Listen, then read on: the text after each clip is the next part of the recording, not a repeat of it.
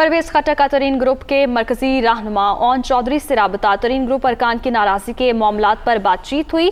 परवेज़ खट्टक की तरीन ग्रुप से फौरी इंतहाई कदम न उठाने की दरख्वास्त, फैसले रोक लें, जल्द पेशरफ से आगाह करेंगे। परवेज़ खट्टक ने ओन चौधरी से ये गुफ्तगू की है। परवेज़ खट्टक का तरीन ग्रुप के मरकजी रहनुमा ओन चौधरी से राबता हुआ। तरीन ग्रुप अरकान की नाराज़गी के मामलात पर बातचीत हुई है। क्या बातचीत हुई है, मज़ीद जानने के लिए हमारे साथ मौजूद हैं लियाकत अंसारी। जी लियाकत।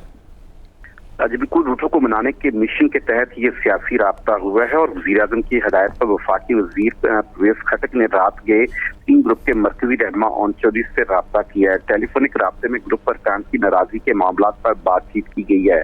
ओन चौधरी ने इस टेलीफोनिक राब्ते की तस्दीक की है और बताया कि ये रात के राब्ता हुआ है।